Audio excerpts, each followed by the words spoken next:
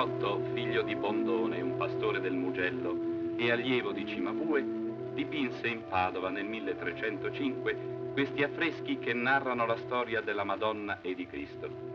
Egli aveva allora 40 anni ed era nella sua piena maturità, dopo aver compiuto il ciclo francescano in Assisi.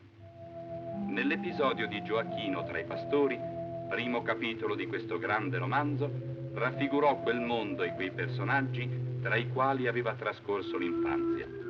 Giotto, disgelando le immobili figure del mosaico bizantino, scoprì nuovamente la pittura e rese umane, con queste sue umane figure, le sacre storie dell'Antico e del Nuovo Testamento.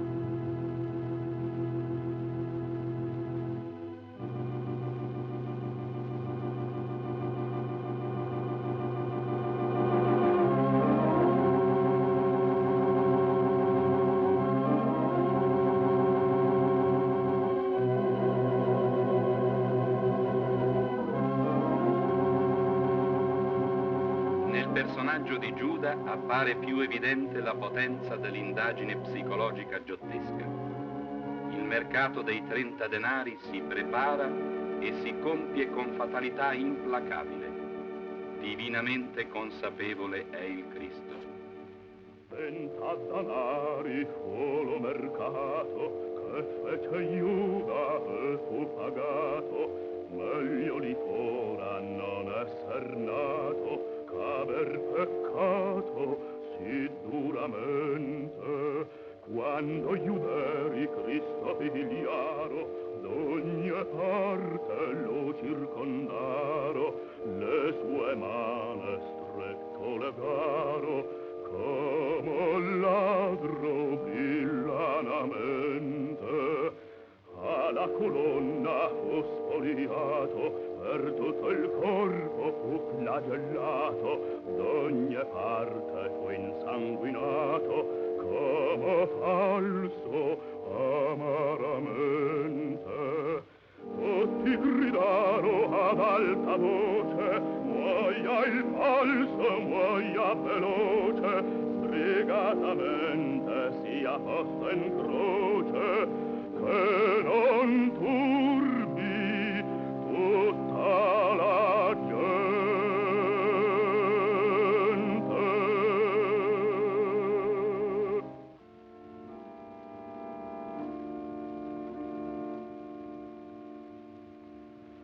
Della crudel morte de Cristo ognuno pianga